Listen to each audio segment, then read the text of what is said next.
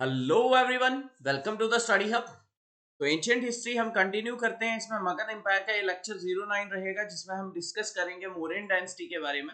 Mauryan dynasty का part 1 रहने वाला है, जिसका टॉपिक मेन फोकस रहेगा Chandragupta Maurya, founder of Mauryan dynasty. और ये बहुत ही इंपॉर्टेंट रहने वाला है जेके SSB, GKP, SSC, Agniveer exams के लिए। For any query you can contact at this number. तो चैनल को सब्सक्राइब करें, लाइक और शेयर करना मत भूलें। तो सबसे पहले आ जाता है मौर्यन डायनेस्टी। मौर्यन डायनेस्टी का टाइम पीरियड रहा 322 से 185 बीसी तक। ये सिक्स रूलिंग डायनेस्टी थी। मगध की पहली थी बृहदर्ता, बृहदर्ता के बाद प्रयोदोता, प्रयोदोता के बाद हरंका, हरंका के बाद शिशुनागा, शिशुनागा के बाद नंदा डायनेस्टी। और ये सिक्स रूलिंग डायनेस्टी। लेकिन पुराण की माने, according to Hindu Puran, this dynasty was the fourth ruling dynasty of Magad succeeding Nanda dynasty। क्योंकि हिंदू पुराण में स्टार्ट माना जाता है कि मौर्यन एम्पायर, मगध एम्पायर का स्टार्ट जो था वो हरंका डायनेस्टी से हुआ। हरंका के बाद शिशुनागा, शिशुनागा के बाद नंदा डायनेस्टी, और ये मौर्यन डायनेस्टी। चंद्रगुप्त मौर्य जो थे ये फाउंडर थे मौर्यन डायनेस्टी के। चंद्रगुप्त मौर्य ने अपनी आर्मी रेज की with the assistance of Chanakya, जो ऑथर भी हैं, किस बुक के ऑथर हैं, कौन सी बुक के, अर्थशास्त्र के। और ओवरथ्रू किया नंदा एम्पायर, दानंदा को ओवर टैक्सेशन के मामले में रिमूव किया इन 322 बीसी।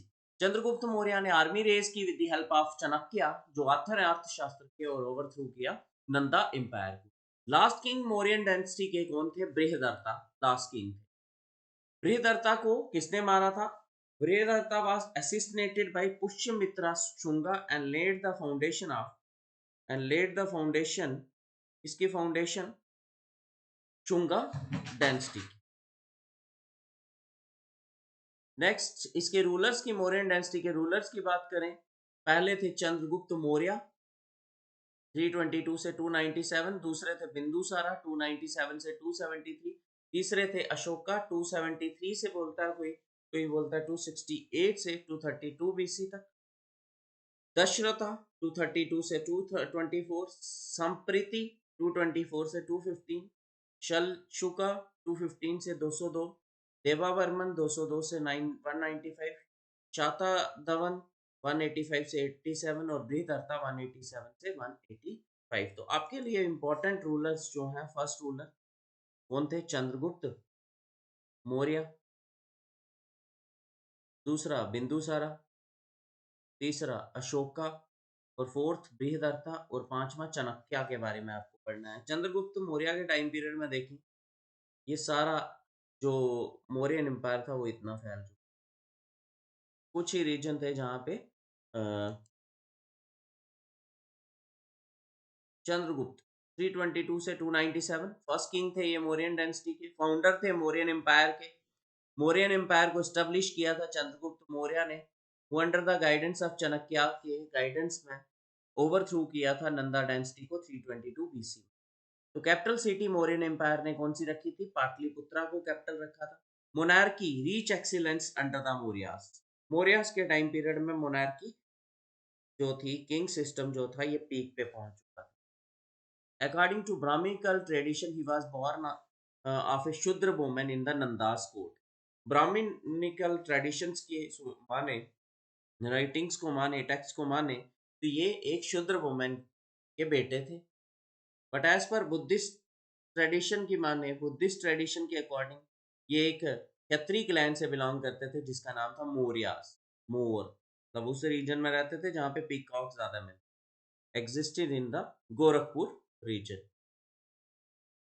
तो नेक्स्ट चंद्रगुप्त मौर्य 322 से 297 बीसी तक। अकॉर्डिंग टू प्लानी, प्लानी की माने एक रोमन राइटर है कि चंद्रगुप्त के पास 6 लाख सोल्जर थे, 30,000 कैवेलरी थी, और 9,000 एलिफेंट्स थे। ग्रीक में मेंशन किया है चंद्रगुप्त मौर्य को सैंड्रोटस। सैंड्रोटस किसको कहा जाता है?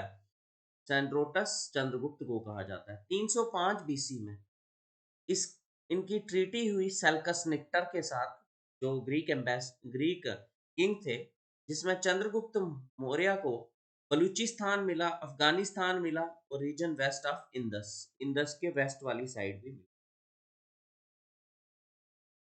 इनकी शादी होती है सेल्कस निक्टर की डॉटर हेलिना के साथ और रिटर्न में सेल्कस निक्टर इनको 500 एलिफेंट्स भी देता है। मेगास्थेनस और डायनोसिस जो थे ग्रीक एम्बेसडर थे मौर्यन कोर्ट के ड्यूरिंग चंद्रगुप्त।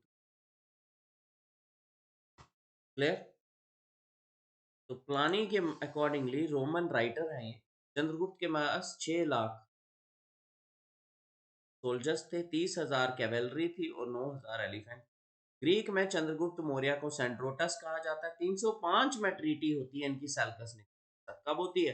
305 में, इसमें बलूचिस्तान, ईस्टर्न अफगानिस्तान और वेस्ट ऑफ इंदस दिया जाता है। मैरिड होती, शादी करते हैं ये सेल्कस निक्टर की डॉटर हेलिना के साथ और डावरी में इनको 500 एलिमेंट दिए जाते, 500 एलिफेंट्स दिए जाते हैं। मेगास्थेनोस और डायनासिस जो थे ग्रीक एम्बेसडर थे चंद्रगुप्त मौर्य के।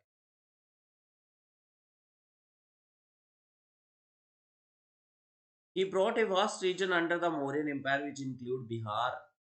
तो बहुत सारा रीजन इसके टाइम पीरियड में आता है, Bihar, Orissa, Bengal, north India, north western India, सारा।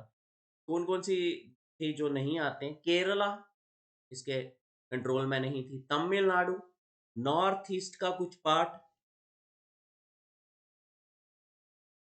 were the only parts that were not under the Mauryan rule. He abdicated the throne in favor of his son Bindusara.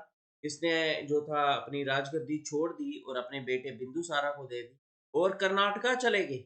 Went to Karnataka with Jain monk भद्र बाबू। ये भी पूछते हैं किसके साथ गए थे ये चंद्रगुप्त मौर्य? भद्र बाबू के साथ। और इन्होंने लास्ट में कौन सा रिलीजन अडॉप्ट किया? जैनिज्म रिलीजन, जैनिज्म रिलीजन को अडॉप्ट किया था। According to and is said to have starved himself to death. According to Jain tradition, ये कहाँ गए थे?